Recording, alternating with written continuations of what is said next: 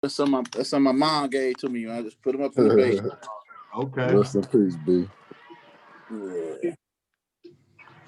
Yeah. Every Thursday, boy. What's that? You already know every Thursday when we was in high school. What was every Thursday? B. Your mom, she get paid every Thursday. You used to go home and get that guap. Yeah, get them. Yeah, then we eat Whoppers on Friday. Yeah. Yeah.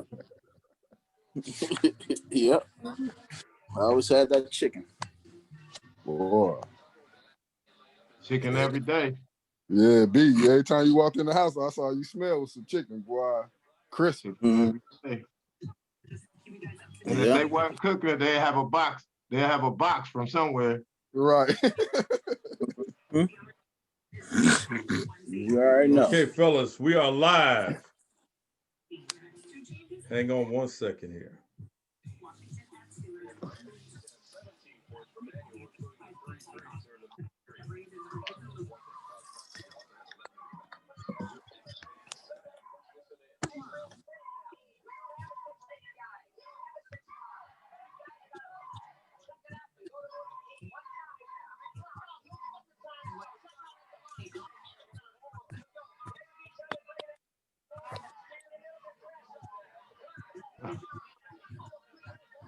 B was mad at me for that. Yeah, you was over there praying. That was for TV, folks.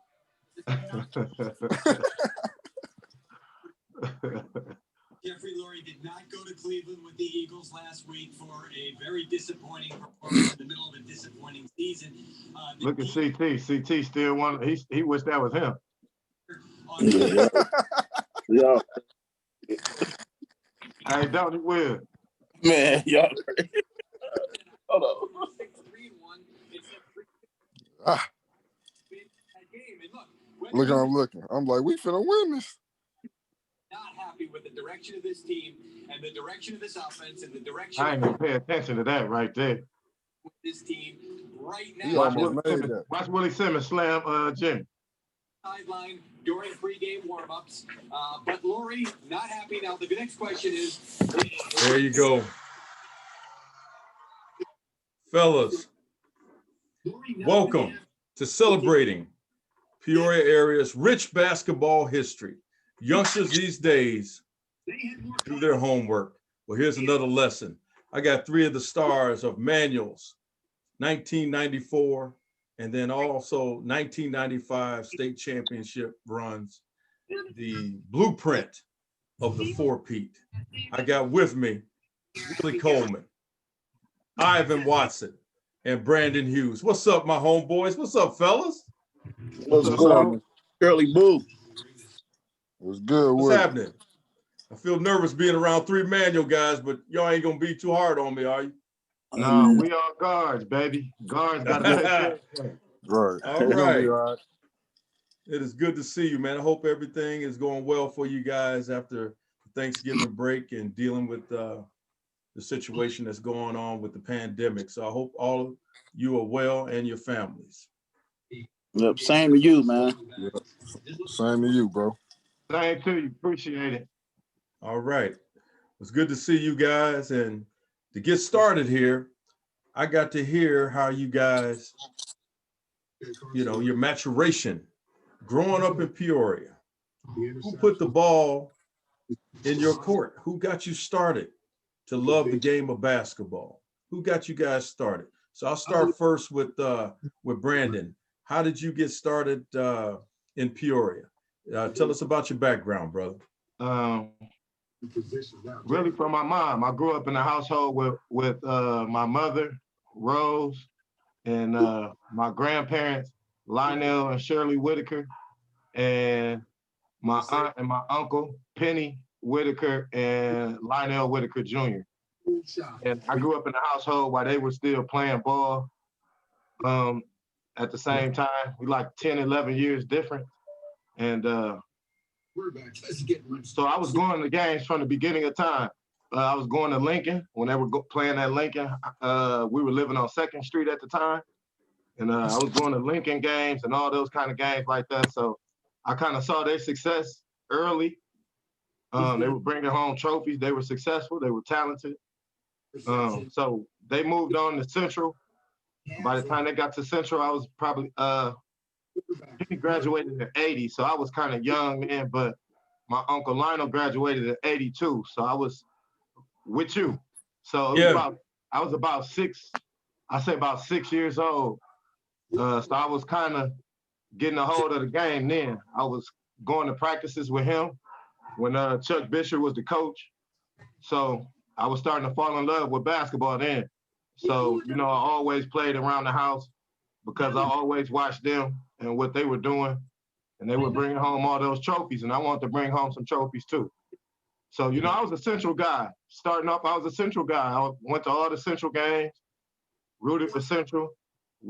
I watched you guys. I had told you this before. Watch y'all beat Altenberger in the regional finals at Richwood. Yeah. Y'all cut down the net.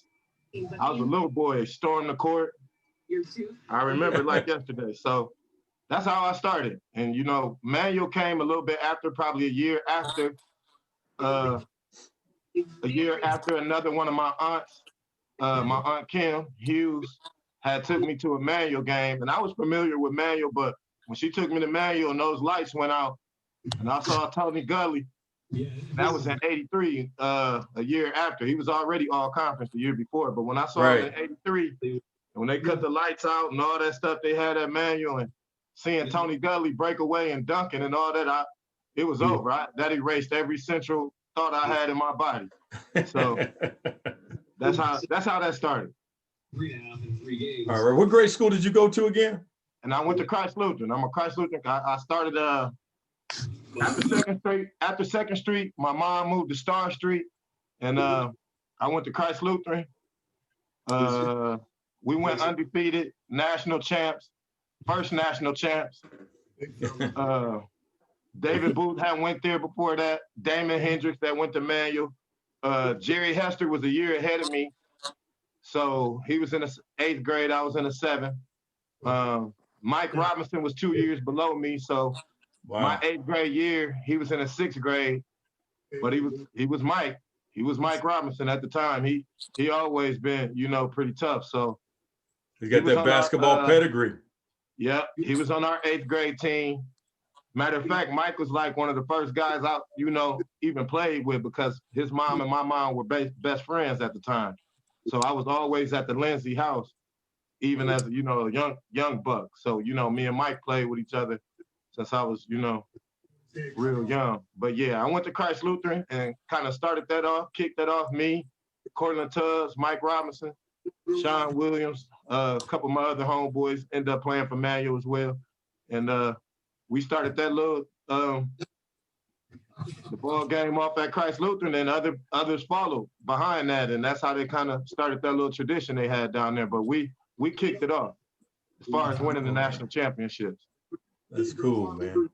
Willie Coleman, what about you, man? What was your indoctrination into the game?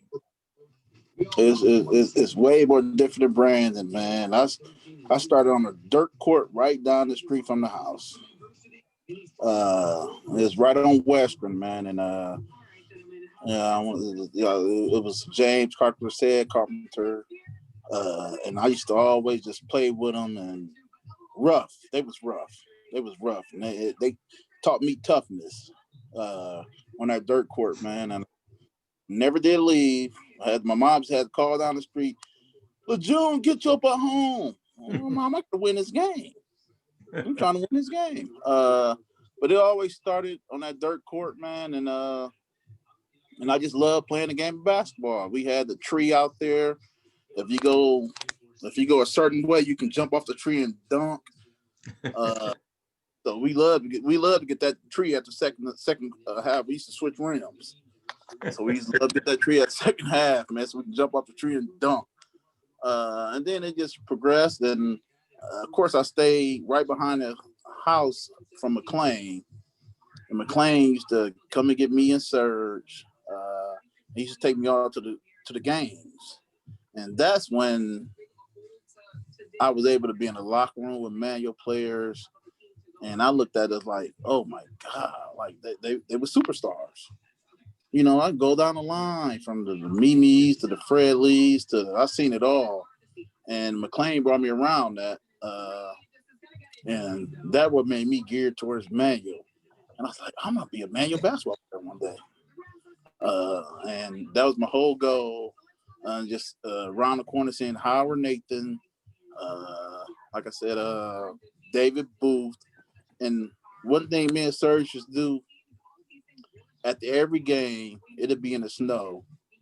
And we gonna imitate somebody. We play one-on-one. Man, I'm Lynn Collins today, man. Forget that. I'm Lynn. He said, well, I'm B. Howard. I said, well, B. Howard. So I used to put my mouth out like Lynn. We just go one-on-one. He had to do all Howard moves. And then if I wanted to be David Booth that day, I got to do what David do. And just being around those guys, man, and they never knew that we watched them like that. And I don't think people know that young kids watch you, man, and they want to be you. And that's what we did, man. And that's what geared me towards basketball, man. And it's a beautiful thing, man.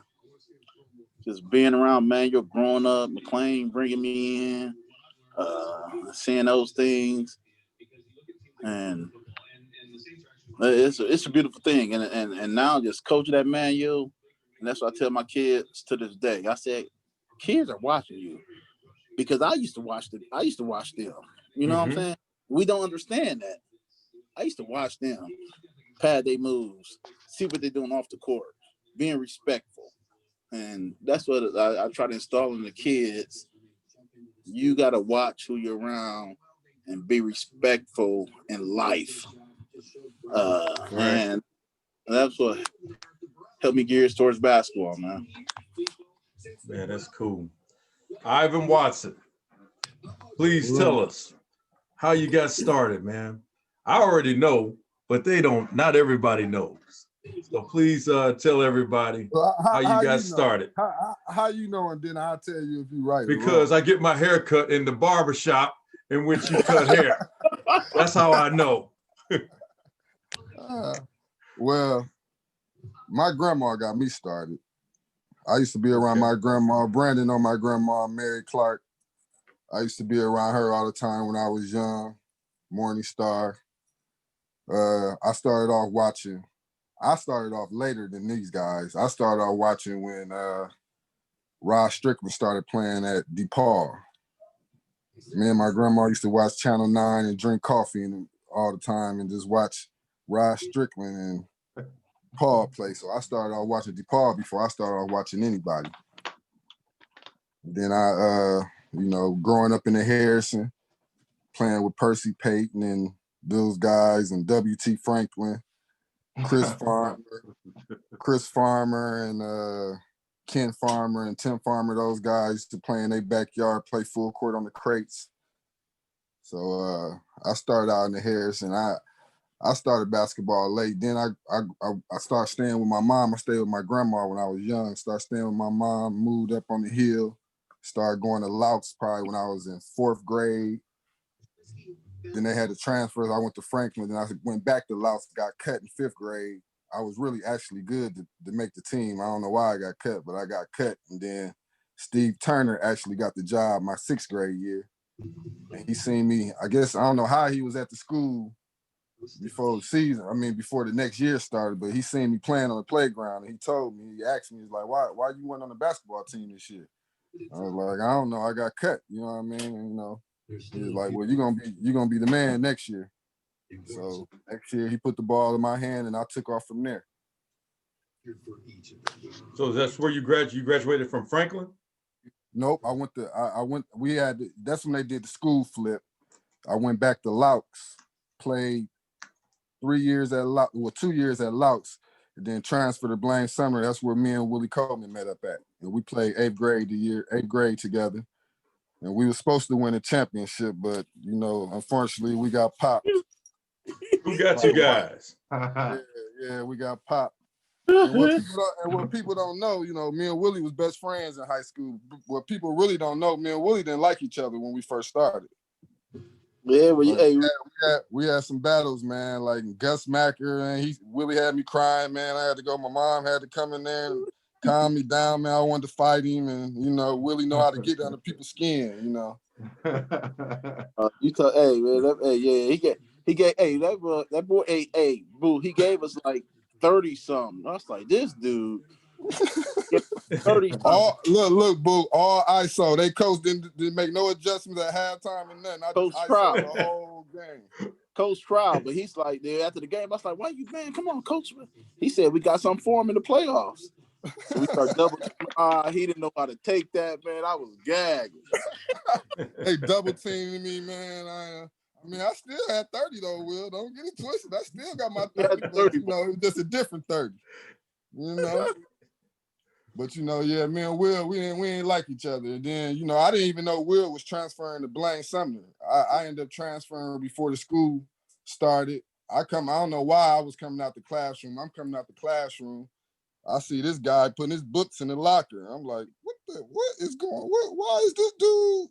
To be honest with you, I ain't like it. But then, me and him got real cool behind that. And after that, like, it wasn't no separating us. I don't remember me and Willie ever losing a 2-on-2 game. Like, it was just like when we played together, we just clicked and it went from there. All right. Yeah. Well, now you guys are on Manual's campus. And I do know as a freshman, well, let me back up a little bit. Manual. Hold on, can I say one more thing, though? Can I say one more thing? Oh, yeah. Go right ahead. Me and Brandun been together all our life, though. We went to church together. I didn't know Brandun was that good in basketball until I moved to the South End. I never even knew Brandun even played basketball or nothing. Nobody did. For real. I was the best kept secret. Yeah, for real though. I didn't know none of that. Like, for real, I until I came to the South. I played baseball and football with Coach Coleman, and then I seen him on the dirt on the little dirt court a couple times. I was down there with him on the dirt court a couple times. Yeah. Yeah, B was something else, man. Yeah, boy, that's what I said when I came to Blaine, and then I started hearing about Brandun and doing what he was doing at Christ Lutheran. I'm like, dang, B, what's and I know Brandun Whitaker. You know what I'm saying? I know Brandun Whitaker. So I'm like, dang, B, he all swole. Like, what the hell he over there? What Brandun over there doing at Christ Lutheran, man? I'm starting to think about trying to go to Christ Lutheran. You know what I'm saying? That's where. All right, but you can get back to it, boo. I just wanted to put that in there. Hey, please, if you want to interject, man, fellas, interject. It's all about you fellas, okay? I've done my history and or my research. And Manual had been knocking on the door for many years for a state title. And my senior year, Manual knocked us off in the field house and went down and lost a very close game to Mendel in 82. I believe there were some teams with Jameer Jackson, Curtis Stuckey, David Booth that got third place that was knocking on the door. And then I believe they had a team that lost on the last second shot that was undefeated to Quincy, where young little guard from Quincy shot the ball out of his pocket from 25, 30 feet that did him in. So your freshman year, Brandun, you guys with Howard and Clinton Ford as your stars, if I'm not mistaken, that you guys make it all the way to the state title and fall short to the Three Amigos in Providence. Not Providence, but Proviso East, I believe. So with that being said, what was you guys' mindset that year in '94 going into the season? Plays and practice and everything. Oh, 94? 94, because that year you guys had a small lineup. You started 5'10", Watson at the time. Right. You at 6 feet, Billy at 6 feet, 6'1", Daryl Ivory, if I'm not mistaken, right. And 6'2", Sergio McLean, who was a freshman. Baby. Yeah. So, and Daryl Ivory is somebody I think is very much underrated. I saw that he shot 70% from the field that year, which is unheard of for somebody 6'1". We would have done the thing without Daryl. Yeah, I feel that he doesn't get the credit that he deserves, and that's why I'm giving him his props now. We give it to him. Oh, you do? We give it to him all the time. We always gave it to him.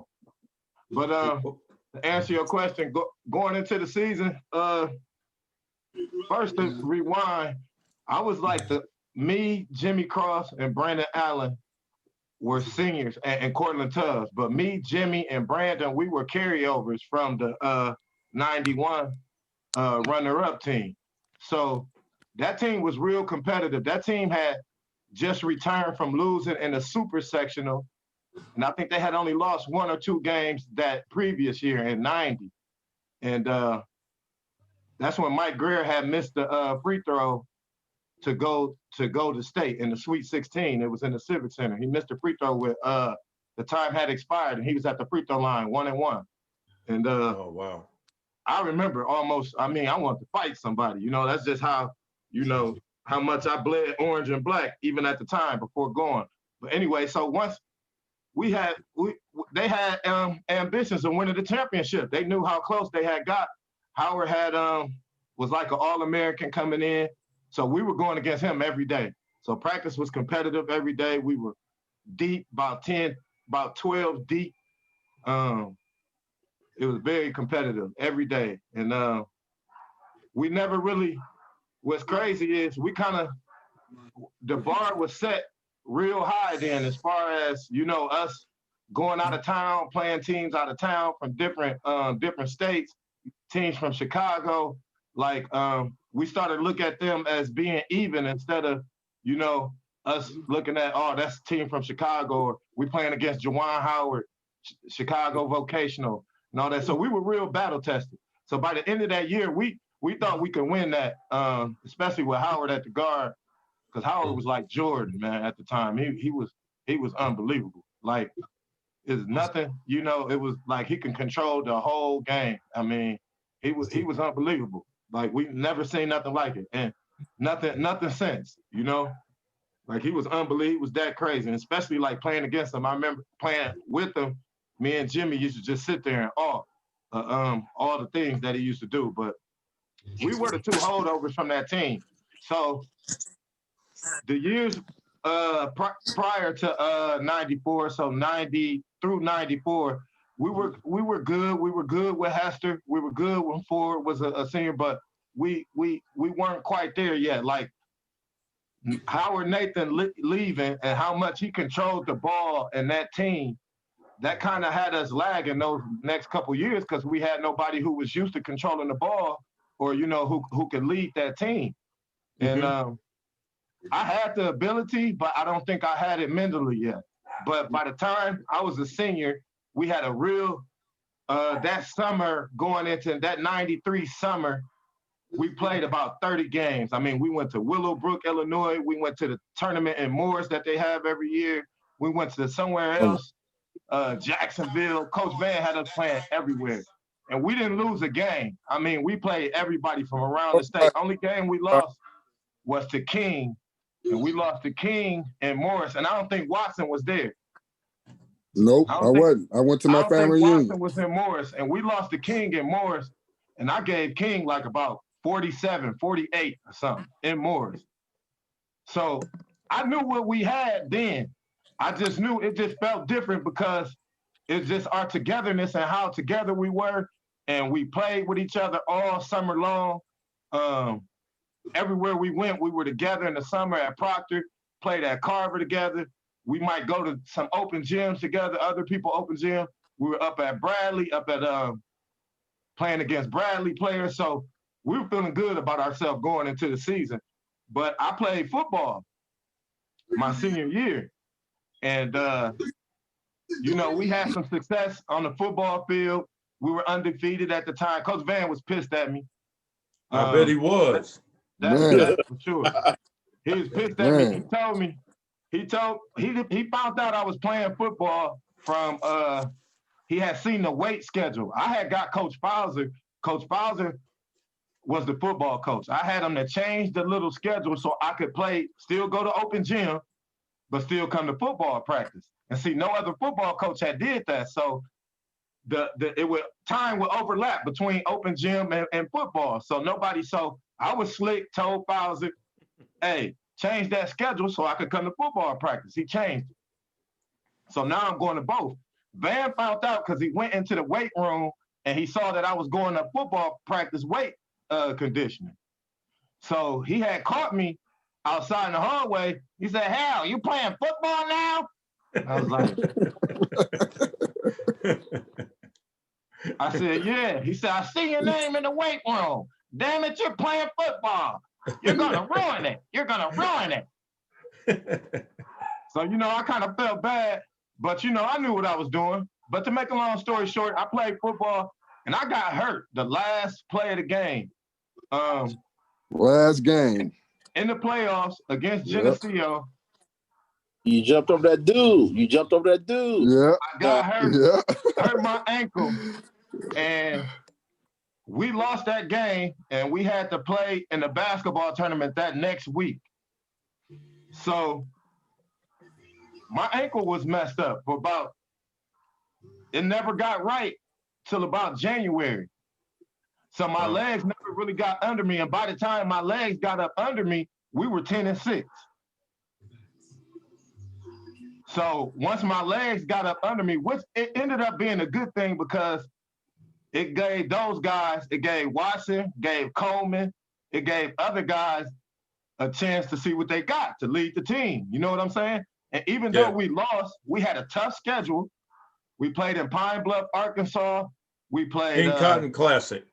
We played in the King Cotton Classic. Best tournament, one of the best tournaments I ever played in. We played in Danville Topper Classic. That was tough. That was the toughest tournament in the beginning of the season. That's when we were playing King and Farragut and all those guys. So we had the toughest schedule, in the beginning of the year. So we were battle tested. But, no question. You guys beat the #1 team from Arkansas, and I heard that you gave them a whooping, and the #1 team from Louisiana. Yeah, we smacked them both. We looked good down there, but we still we weren't as good as what we could be. We still weren't tapping into our full potential yet. We were just starting around Arkansas time. Then we took a loss against Quincy, and at Quincy? At the Civic Center. It was at the River City Shootout. Okay. At the Civic Center. Double overtime. Yep. And I think that was our last game we lost. We like 10-6 after that. And I think we ran off like 17 straight. And I always say, if I didn't play football, and I told Watson, I told Coleman too, I think we might have went undefeated that year. Yeah. What was your mindset going into that season, Willie? Did you guys think you could do what you actually did? My mindset wasn't on winning a state championship. I was far from that. I'm thinking once we get down there, once we got down, I ain't think we going downstate. Honestly, I ain't think we going downstate. But I know we was tough, but we seen a lot of manual teams that got popped. So I think we going downstate. But once we kept winning and winning, then I'm like, golly, man, we tough for real.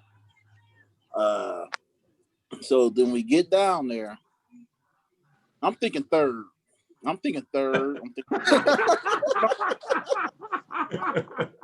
Boy, you crazy. You know that, man. We wasn't thinking about winning. Boy, hey, I told you to trust in me. Look, though, you, Will. I told you before I started, trust me. For real, though, Will, we ain't thinking, getting down there, yeah, but we ain't thinking no third. I wouldn't even played in no third and fourth game. I would have did something crazy where I wouldn't even had to play. All right, man. I'm thinking if we get down there, we gonna get third or fourth, because that's what Manuel always did. I said, but That's real though. Yeah, that's real. We had B rolling, and I said, "Damn, that damn Brandun tough." That boy was rolling after that Galesburg, wasn't he? After that Galesburg, boy, that boy was rolling, wasn't he? Man, we gave the boy the ball every time, and the boy scored 24 points straight. I said, "Oh man, this boy's so tough," and we rolled him. But Let me back up a second. I remember you guys had you had the uniforms that were you didn't have to tuck in. You had the long shorts, but you had Classic. names on the back. Nobody in Only high school high was school wearing team ever to names do on their that. back of their uniform. So I Classic. think by having your names on the back of your uniform, put a bullseye on your back, in my opinion, that hey, look at them. Who they think they are. They think they're in the NBA. They think they're in college basketball with your names on the back. That's a big thing for high school. Hey, But B, we didn't was our taking, parents do that? Didn't our parents do that? yeah, our parents helped raise the money for that, but we was taking everybody's best shot anyway. So we was used to the smoke. But look, that's what we thought we was Michigan. Yeah. We thought we were the Fab Five. We was thought a lot of Michigan influence. Yeah. And y'all remember the time like during the clutch of the game, Jalen Rose, you throw the ball away. I Yeah. thought it was purpose. He used to piss me off with that. Boy. McClain used to be Pissed off at Coleman. Look at him. He think he Jalen. Hey, Look at him. McClain He said, think he hell, Jalen. Coleman throw the ball away and he just laughed. He burns my ass. Hey, boo. I thought I was Jalen Rose, man. I used to see Jalen throw that ball away in the clutch. Look, he'd still be sweet laughing. Smiling. Oh, wow. That's funny, man. You guys are ranked 13th. You know, the rankings are basically the Chicago Sports Writers. Right. Right. The Chicago Sports Writers tend to favor the Chicago teams. You were ranked 13th going into the tournament, and in the regional, you guys beat the hell out of Springfield Sacred Heart Griffin 85-58, and then you beat Springfield in a very close game 55-53. You guys have recollection of that regional championship game? No comment from Watson. What game was that? B, talk about that, B. Regional championship game against Springfield. Tyrone 55-53. Tyrone Lee in the corner. Tyrone Lee was the big. He was something serious. Tyrone Lee ended up going to Missouri, but University of Missouri. I think he had signed with Illinois originally, but Tyrone Lee was like 6'6". He gave us problems every year. I've been at Bank. He always gave us problems because he was like a 6'6" and he could do everything, play on the outside. And he had hit a three actually in the corner in that game with about, I don't know how many seconds was left, but they said that his feet were out of bounds and that he had stepped out of bounds in the corner. But that three had put them up 1, I believe. Yep. And so that's what happened in that game. Some say we got some home cooking in that game. Like they might have blew the whistle for us, but I don't believe that. No. You gotta be lucky to win the championship. Though you gotta have some luck, and we had a lot of luck at the end of the year. Yeah, we did. Gotta have luck. You gotta go. Most definitely, we had some luck. Yeah. So you guys get to the sectional, and you guys squeak one out against Quincy, 58-56. I couldn't stand them. Yeah, a lot of people can. Quincy is first time beating Quincy is a problem. First time ever beating Quincy, man. That was Coach Van first time beating Quincy. Wow. Yeah. And everybody in Peoria was anticipating a rematch or a game between Central, but Central got upset by Galesburg. Did you guys we were anticipate playing Central? Were you shocked that Galesburg got them?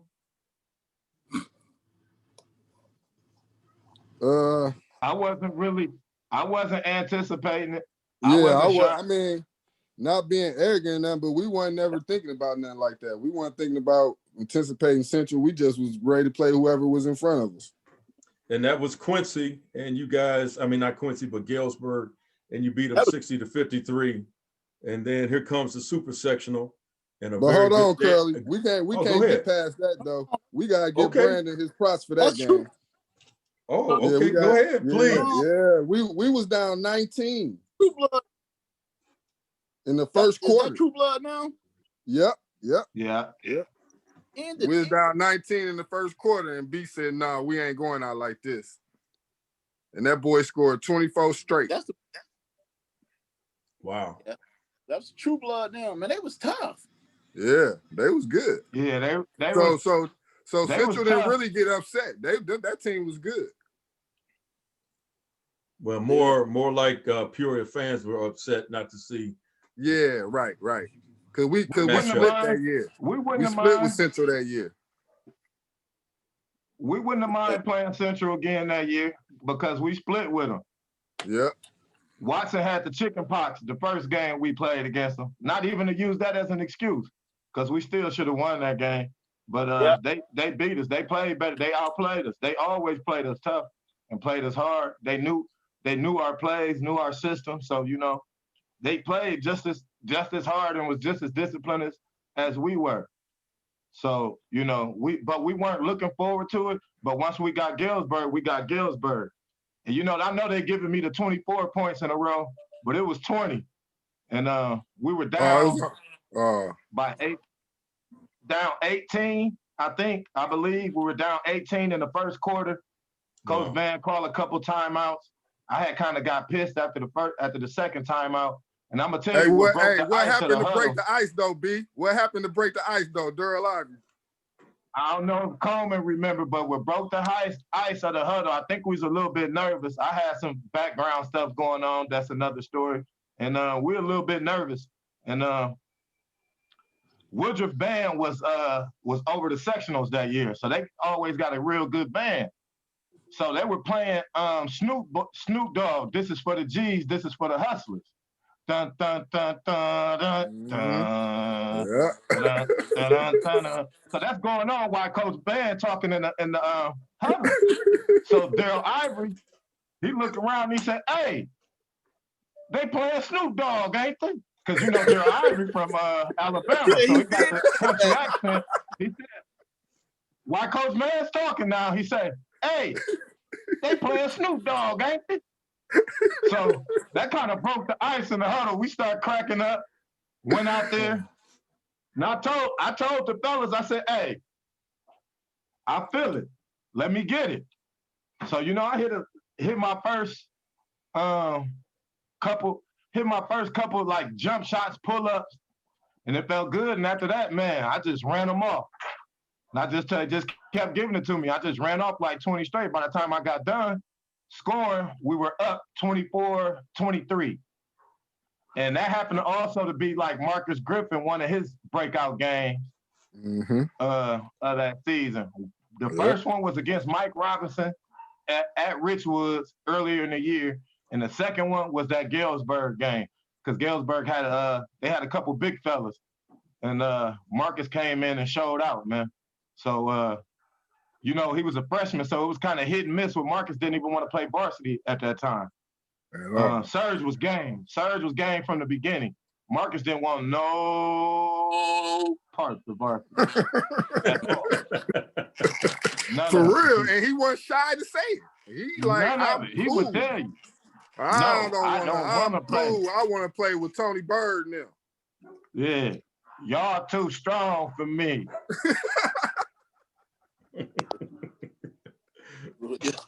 We're gonna have Marcus on, him and Sergio in about a week, man. But I did hear that story that Marcus was kind of a late bloomer. He really wasn't feeling it, and then once he hit his stride, he never looked back, from what I heard. Yeah, that's most definitely. I think Marcus is the most improved manual player I ever seen come through the system. Like from 1 year, from his first year to his last, I never seen that much improvement from anybody. Like, they did a hell of a job with Marcus, and shout out to him for committing himself to that hard work, because I know he put in some work. Well, you guys beat Danville in the super sectional, and now you heading to state and got to play Westinghouse, the public league champion who knocked off #1 King. So please tell me about going to state and your mindset.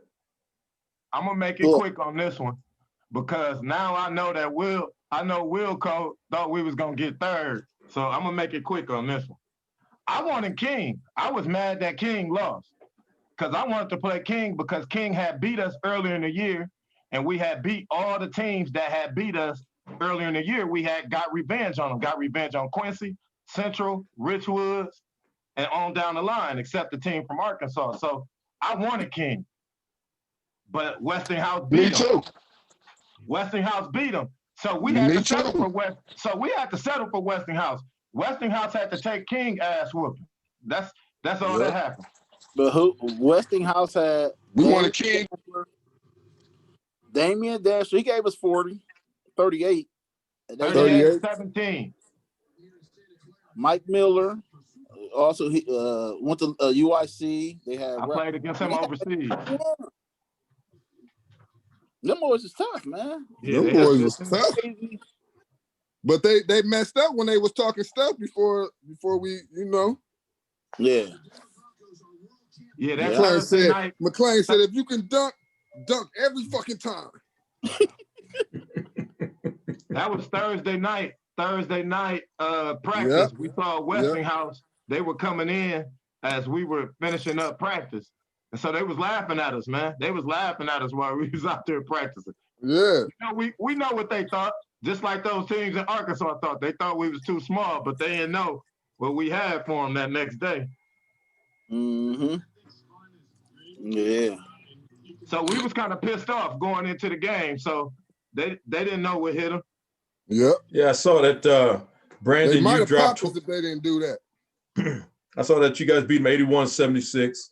Brandun, you dropped 25, Willie 16, and Ivan 14, and moved on to the semifinals against Rockford Boylan and their great player, Lee Lampley. So what were you guys thinking at that time? Like, man, we got one more game and we can get to the ship. To be honest, I knew we was to the chip after we seen who we was playing, though. Really? Yeah. Wow. Yeah. Wow. Me too. Yeah, Lee Lampley wasn't. He wasn't on nothing. I said, Yeah. Everybody thought he was so tough, but we seen him in the summer and we didn't. All we do is just switch off on him every time. He couldn't. He wasn't on nothing. Yeah. Yeah, we saw him that summer. I remember we saw him in the summer and we beat them like By 40. 40 or 50 points. Yeah. But I remember before the game, McClain came up to us because McClain, Yep. he came up to us and said, "Hey, I know what y'all thinking. Stop thinking. Stop thinking it right now." He said, So he knew. So he had to, get us back wired to play. Right. But McClain knew, as kids do, we were starting to look past them already, Mm-hmm. But we handled them pretty easily, but we could have smacked them, I think. Yeah, we could have really smacked them. But we kind of, we beat them. That's all we needed to do. Well, did you guys play the first game of the semifinal or the second game? We played first. We played first that day? Yeah. So in We between played- games, did you watch the second semifinal, or did you guys go back to the hotel to get some rest for the game? We didn't watch. I watched Carbondale in the quarterfinals against Joliet West. That was that game. That was like the best game down there. That was the best game that year downstate. Other than the championship game, that'd be the best game down there. That was an exciting game that you guys played against Carbondale. And here's another team that beat you guys early in the season. And I believe not on their home court, but in their home city at SIU, at SIU Carbondale Arena. You guys lost to them. But now you got a chance to get revenge. And I got to tell you, I watched that game a couple of days ago. That was one exciting game, one hell of a game. And what were you guys thinking? That we got to get revenge on these dudes, and we got to pay them back. This is state championship. This is the big game. Manual has not won a state championship since 1930. So what were you guys thinking? What was you thinking, Will? I was thinking it's on now. Yeah, it's on now. and I took a chart, Van Sy. Like, a charge will never hurt you. Take a charge. I took a charge on big On Tucker. on Tucker. And Yep. I'm hurt the whole game. I said, man, Van, I thought this stuff didn't hurt taking a charge. And I limped. But we just kept fighting, man. And I remember talking to McClain, man. He said, God, y'all was some fighting niggas. He said, Willie, God, watch that damn game, man. Y'all used to fight. I'm talking about just being tough. He said, he said, y'all fucker was tough.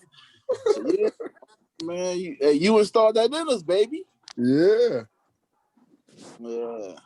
Well, I got to tell you, please go ahead. Yeah, I'm sorry, boo. But no. I want you to interject, please. Go ahead. I thought we were way better than them, man. Like, even to this day, I thought, like, even more than that one point, like, I wanted to really beat them because just the revenge factor, and I just wanted to prove what I knew in my head, that we were that much better than them. But they were, they were resilient, So maybe I underestimated their mental toughness, but it was a couple little sequences in that game where we kind of let it slip away. Where I think we were on the verge of like blowing that game open, and just a couple like a turnover or two, and we didn't turn the ball over that much at all. I mean, like that was the best thing about our team and how we were able to really advance. Is like we never turned the ball over 10 times, like probably the whole second half of the season. And having 3 guards, that's what just that's knowing the game now and having 3 ball handlers, and we had 2 more guys who could handle the ball pretty well off the bench. That means so much in teams like that, especially when you're in tournaments and trying to go far in a tournament, even the NCAA tournament. I know it's all about experience and the guards, and we had both. So I liked our odds, man, against everybody, even against, the team that had beat us earlier. And I just thought we let them off the hook. Even that game, I thought we let them off the hook. And Wilco got hurt early, so that kind of hurt us a little bit. That hurt us early because he couldn't score. He couldn't move anymore to score because he had like a deep thigh bruise. He got hit hard, and that kind of held us back because we needed them. But we needed his buckets. But he still was out there in presence. He fought through it, and he had to, even on one leg, he made some defensive plays, to help, pull us through that game.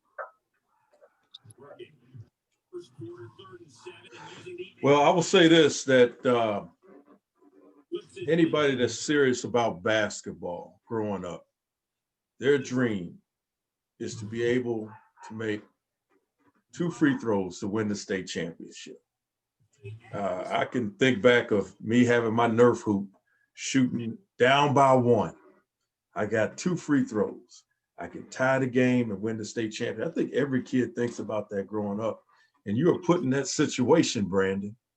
And let everybody know that's watching, what was going through your mind when you got fouled with 4 seconds left, down 1, and there was no double bonus back then where you got 2 shots. It was a 1 and bonus. Right. So please tell us what was going on in your mind.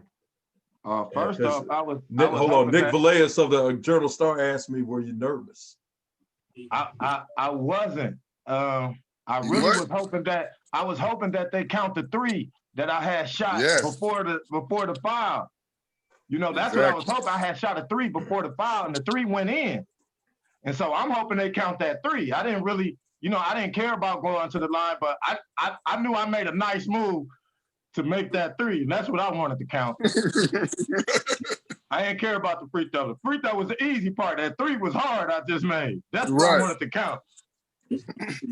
But to make a long story short, once I got up there to the line, I was good, man. That's what I have dreamed about. Like you said, I dreamed about that since watching, the state finals with my grandma.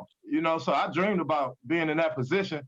So I wasn't scared. I welcomed being in that position because I was a senior, and most of the guys that were on the team were underclassmen. And I always felt like I was the big brother, that I was supposed to take care of the team. And now it was my time to like totally take care of the team for good, you know, to put us over that hump. And seeing Manuel fail so many times, not fail, but fall short so many times downstate, I remember like in tears watching them lose to Quincy in '87. I remember being pissed off when them losing to East St. Louis in '88, you know, or to King in '86. You know, all them years, I'm pissed. I was rooting for Central in '89 with Reynolds and Mike Hughes and Charles White, Tyrone Howard, rest in peace. I wanted those guys to win. So, you know, it was just the city coming up short so many times. I had the whole city on my back. Right. And that's how I felt. And it was like, it's my time. I get to control this. I get to control the outcome of this. So I knew it was good because it was too many years of pain before. I knew I was good. And I saw McClain's face and he kind of looked nervous before I took the shot. And I looked at him. I said, what's up? And I said, I got this, man. Don't worry about it. So after I seen how him looking nervous, and that made me feel good. So I was good, bro. I was good. I was locked and loaded. Awesome, man. Incredible moment. You know, we showed the video earlier of you making the free throws and the celebration. And one thing, you know, I asked a bunch of people. I'm watching it right now. Asked them questions of what they would like to ask you guys. And everybody want to know, why did you take your shirt off, man? And why your celebration that you took it? Why did you take your shirt off? And then who told you to put it back on? They said, did Coach Meissner tell you to put it back on, or was it Wayne McClain? Oh no, that was McClain all day. Hold on, one second. Ivan, what did you think when he took it? You and Willie, when he took his shirt off, you was like, man, we got to take our shirt off too, or you was like, man, go on and do what you got to do. That was his moment. That was his moment. We let him have his moment. We knew he just was feeling it. He didn't know what was going on. He didn't know what he was doing. That wasn't staged and nothing. That just was exactly what it was. Just exactly. Hey, you know, y'all know what I was thinking. What?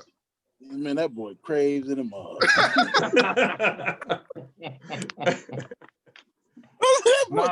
This boy nuts, man. He don't do that. Hey, really? I was so excited, man. I was 17 years old, man.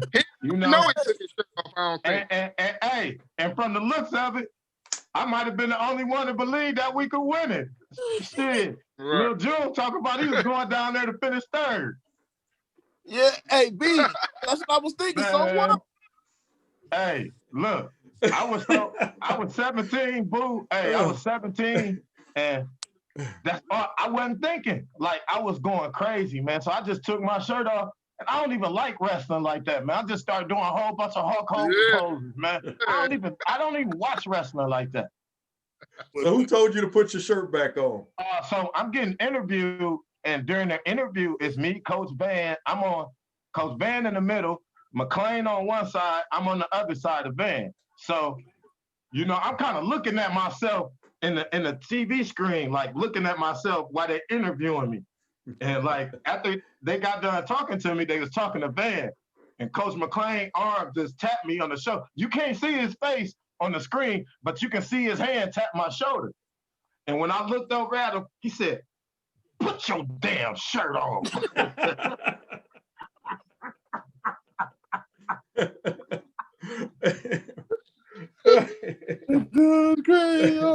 Hey, you should have seen, if you go back and look at it, you'll see how fast I put that shirt on. Because he looked over at me where the camera couldn't see him. He looked behind Coach Bear's back and he said, "Put your damn shirt on." I hurry up. I put it up like about that fast. Well, you know what? That is a good segue into 1995. The great Coach Van Sate retires on top, and Wayne McClain takes over, and we go into the 95 season. You guys were nationally ranked from the get-go with the best backcourt in the state, without a doubt, in my opinion, with Ivan and Willie. So that particular year, man, you guys beat 10 state-ranked teams, including the #1 team, Farragut, with Kevin Garnett and Ronnie Fields, which was the choice of Chicago sports writers. They wanted that team to go all the way, and they picked them. Even though you guys beat them, they still didn't give you your props, in my opinion. And you beat the #1 team from Missouri. You won the prestigious Pontiac tournament, and Ivan, you took MVP honors. So, and of course, having to play in the tough mid-state, I don't know what it was at that time. Every 1 year is mid-state 10, next year is mid-state 9, mid-state 8, 6, having to go through there. So tell me about that season, fellas. Go. Yeah. It was on popping from there. Oh yeah. Couldn't nobody beat us. Man, they can't beat us. You crazy. You crazy. Now I'm big headed. Can't nobody beat us. You crazy. Damn. I'm dead serious. That's my mind frame. For real. My mind frame. Like, Hey, Will. Hey, hold on though. Hold on, Brandon. Tell him what happened with the Garnett situation though. What's that? About calling? Remember you called me. Yeah, you called me like, boy, y'all think y'all finna win? Boy, they just got Kevin Garnett with Ronnie Fields. hey, I was at school. I was at Barton. I was at college, so I'm reading all the little books and stuff in my coach's office. And I seen Kevin Garnett transfers to Farragut. I called Ivan. I said, "Boy, y'all in trouble." I said, "They just said they got the. They said they got the best dude since Moses Malone. You in trouble? Do you know who Moses Malone is? Oh, y'all in trouble." Hey, all right, man, we talk so much trash to them. I said, boy, me and Will was the only ones that wasn't scared that game though. I told Ronnie Fields, man, I said, man, you don't know how to dress. I said, you ugly. Your haircut nasty. And I said, and I'm finna go down the score. I'm finna go down the scoring right now. I gave him a runner. I said, I told you it's on.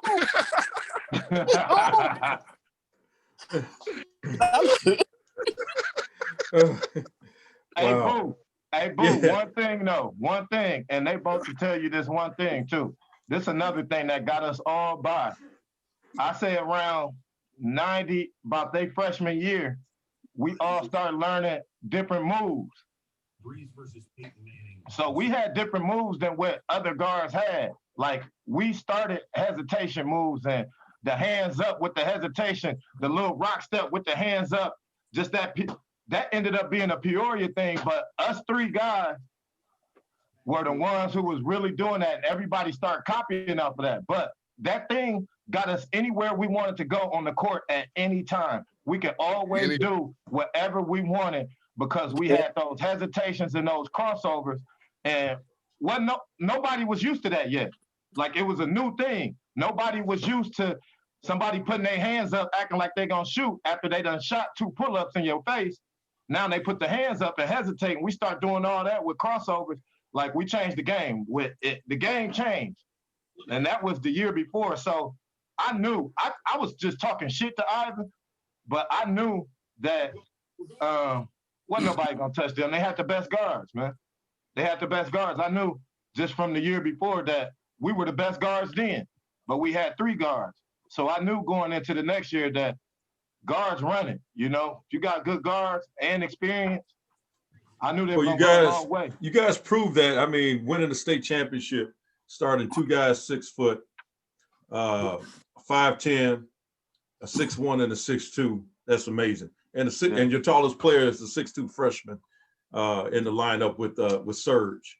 But I do remember from my research and watching the games, man, in '95, you had Sergio really start to emerge and Marcus Griffin emerge to go along with the best backcourt in the state with Ivan and Willie.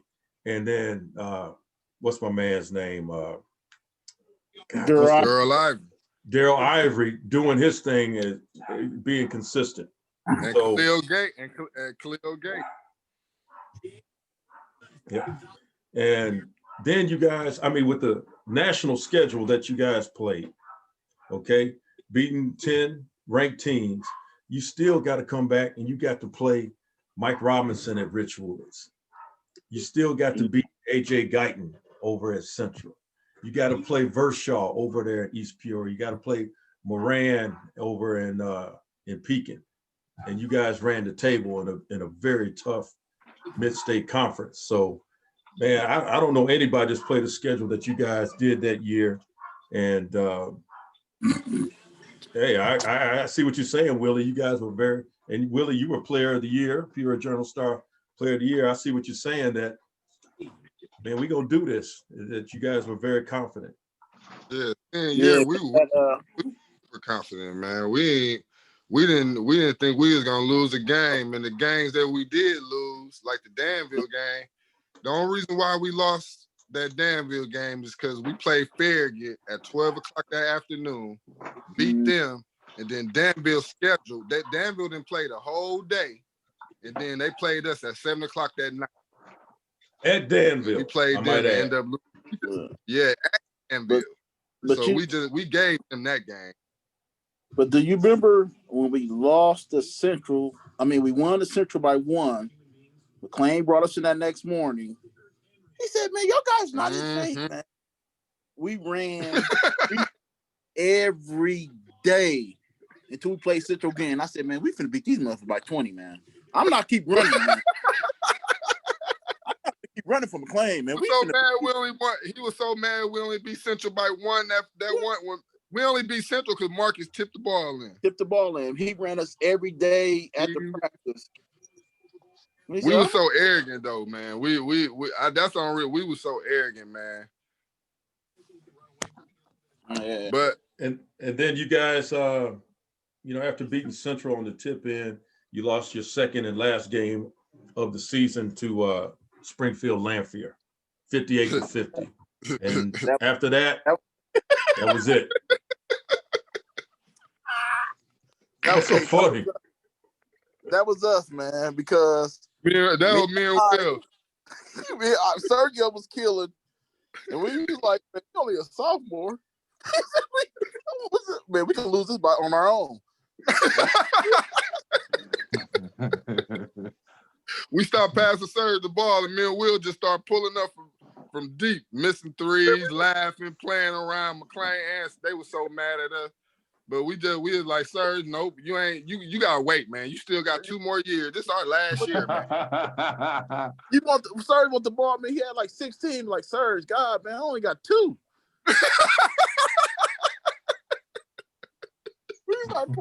We went like 2 for like 30. That was our worst game. That was the worst game we played that whole senior year. Me and Will just was on board. We weren't even trying to win that game, man. We were just messing with Serge, playing around, man. Yeah, they cursed it though. They said we can't never. We always losing land fair or whatever was that. Yep, but they know that we weren't even trying. Like, if we would have knew that they were saying that type of stuff, we would have beat the mess out of Lanphier. Yeah. You know what I'm saying? We just weren't thinking like that. We just was on some bull. We didn't realize we got popped with Jerry. That, you know what I mean? That we should have been trying to win that game. We should have tried to win that one, man. Serge had like 16. I'm like, man, we can't go to him no more, baby. No, he got 2 minutes right now.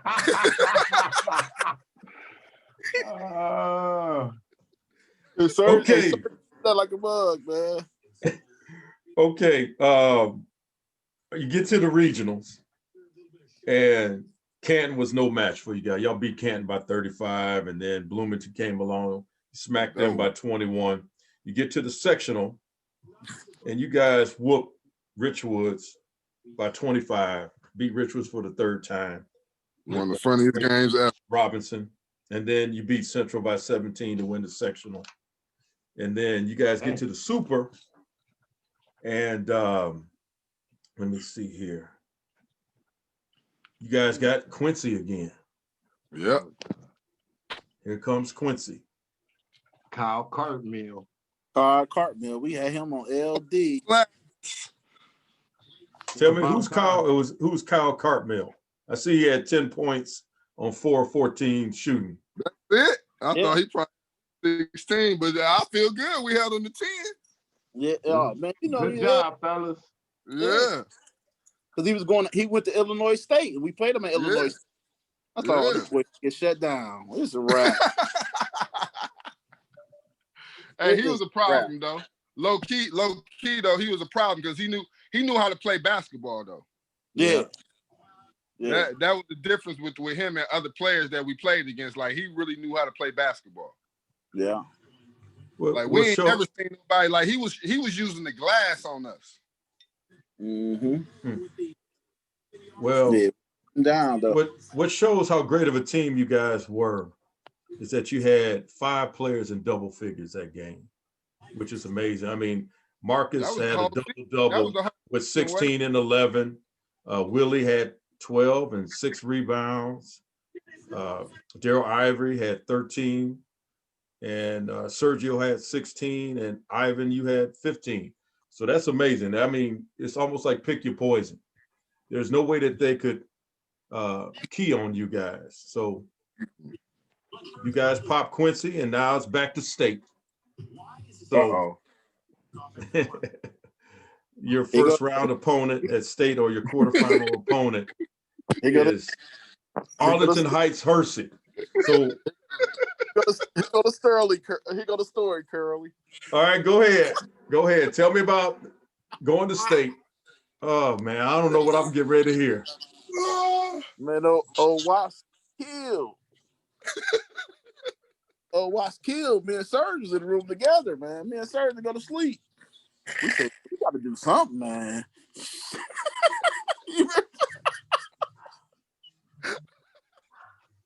I said we got to do something, man, because Joliet.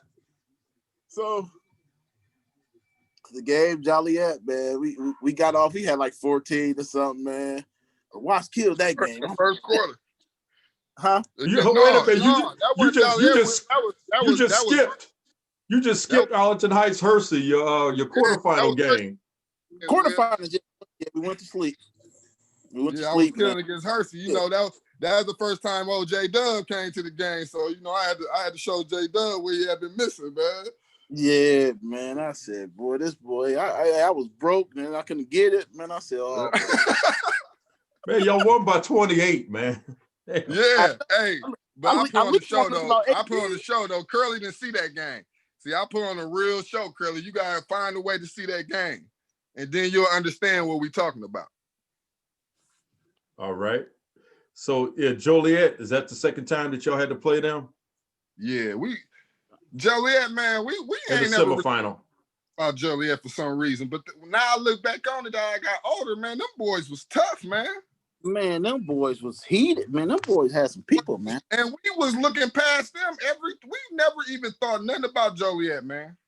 Yeah, Gary Bell, you had House, you had Carter. That's what y'all used to do.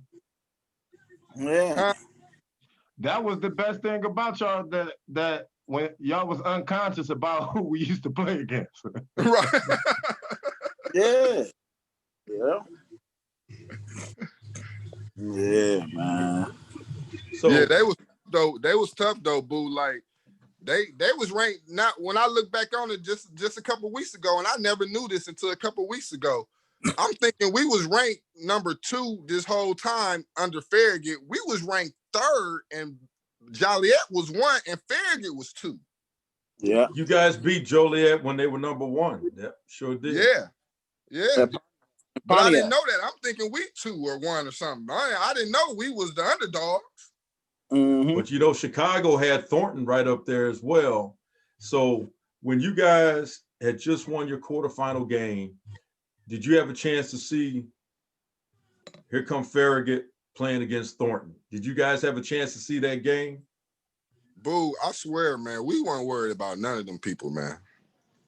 Yeah, we wanted Farragut. We wanted Farragut because everybody thought that we beat them and it wasn't real. So we wanted to beat them again. And I promise you, if we would have played them again, we probably would have beat them by 30 or 40. Yeah, good. For real. Because we let them off the hook in Danville, to be honest with you, because we could have beat them by 30 then. Yeah. Double teaming KG and Ronnie. Yeah, like we were just on a whole nother, our mindset was just a whole nother, like they weren't ready for us, man. Okay, so now you got Thornton in the championship. And We Thornton didn't care knocks about off. them people either. And they had a very talented team, man. Chauncey. Chauncey, Yeah. I ain't let Chauncey even good ball score. player. Yeah, I like Chauncey. Ty Streets. Ty Streets had it was another little smooth dude they had. Randall L was coming off the bench, wasn't he? Hey, though, I know who you talking about, Will, that he had the same number you, number 44. He was a sophomore, though. Yeah, Eric Herring. They had about 4 or 5 Yeah. Yeah, He was nice, man. He was nice. Eric Herring was nice. Yeah, Aaron Herring. Yeah, he was. Yeah. Yeah, but Well, you Yeah, guys, but we weren't when we played Thornton, we weren't even worried about them guys, man. I don't know why, but we weren't, because we never even heard of them the whole year until downstate. I never heard of Thornton and what they was doing or nothing. So I wasn't even worried about them. I'm like, if they was really on something, I would have heard about them. So I wasn't studying them people.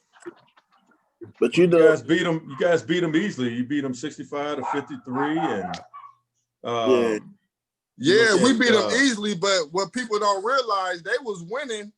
We was down in the fourth quarter with like 4 or 5 minutes left, and we end up just taking over the game after that. But we was down in the fourth quarter by 1 to them. Well, I mean, 43 points out of the backcourt. That's pretty damn good. I mean, 22 by Willie, led all scorers, and 21 by you, Ivan. And you guys both made all tournament team.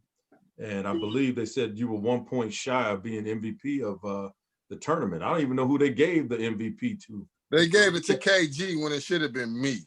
For playing one game? For playing one game? For one game. They gave it to KG and it should have been me. You know what, man, with all due respect to the great KG, he did not have all that great of a game against Thornton. No. You played bad. Melvin Eli was at his head. Yeah. What's the matter, Willie? I thought you was cracking up, Willie. No, I said I ain't know they gave it to KG. I don't pay attention to none of that stuff, man. I ain't know. I didn't know that until later on in life, though, Will. I didn't know either. Yeah, I'll be paying attention to none of that stuff, man. Like I said, like we ain't know nothing about none of these people. Like when we was in Arkansas, like Stephon Marbury was the #1 junior point guard in the nation. We ain't know nothing about none of that stuff, man. The 1982. Mm-hmm. 1982. But B knew though, because B was a sports head though. You know what I'm saying? Then he went to BC and he seen Steph and them in BC. So we ain't never go to none of that. So we ain't know nothing about none of that stuff. Yeah, I used to try to inform them about some of the teams we was playing against. They wasn't trying to hear none of that, man. Which was a good thing. That was a good thing going into some games because you get to thinking about who you playing too much and all they accolades and stuff. You might, you might have a different mentality going in. So it was cool. It made me be the same way. Like I ain't care about who we was playing against because they don't. So right. Let me take a look here, man, and see what questions that somebody might have for you guys. Oh my goodness, there's so many comments. But let's see. Man, I can't get through all these comments, but a lot of people are watching. And let's see. Oh, Willie Winky. He says to Brandun Hughes, he said you got about 20 new girlfriends after you took your shirt off. Tell Willie to grow up. Tell Will, yeah. Tell Will have a chill pill, man. Tell him I can't think back 25 years, man, like that. Okay, and I see that on my inbox, someone wanted me to ask you, what did Wayne McClain mean to all of you gentlemen? Go ahead, go first, B. Wayne was he was a few things for us. He was like our big brother. He was like father figure, and he was our friend sometimes, so he was a good black positive role model, especially like on the south end of Peoria to have. His door was always open for us no matter what. So on and off the court. And that's how he could get, a lot of the kids to buy into what he's selling on the court is because they know that he cared off the court. So he worked me hard, He didn't I didn't like him all the time. He didn't like me all the time. Especially, that's for all of us because we were kids, know-it-alls, got in a little trouble at school. I know we got on his nerves, but he stuck with us, man. And he just taught us how to be on and off the court. And even after basketball, stayed in, I know, all of our lives. While he was still at Manual, after he left Manual.